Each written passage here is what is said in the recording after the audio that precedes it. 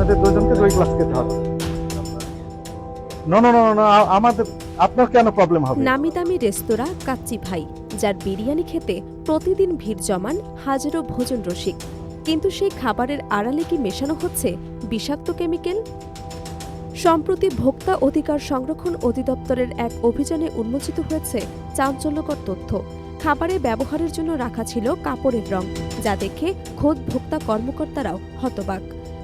ঘটনার এক পর্যায়ে জব্দকৃত সেই রং ম্যানেজারকে খেতে বলে এক নাটকীয় পরিস্থিতির সৃষ্টি করেন ভোক্তা অধিদপ্তরের সহকারী পরিচালক আব্দুল জব্বার মণ্ডল। রাজধানীর এক শাখায় অভিযানের সময় ভোক্তা কর্মকর্তাদের উপস্থিতি টের পেয়ে এক কর্মচারী কাপড়ের রঙের কৌটা ময়লার ডাস্টবিনে ফেলে দেন, তবে নজর এড়াতে পারেননি তাদের। ডাস্টবিন থেকে উদ্ধার করা সেই রঙের ডিব্বা দেখে ম্যানেজার সেটিকে ফুড গ্রেড বা খাবারের উপযুক্ত রং বলে দাবি করেন। ঠিক তখনই শুরু হয় আসল চ্যালেঞ্জ।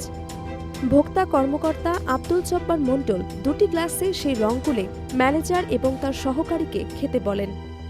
ম্যানেজার সেই রং সরাসরি পান করতে অস্বীকার করলে তাকে কাচ্চির সাথে মিশিয়ে খাওয়ার জন্য চাপ দেওয়া হয়।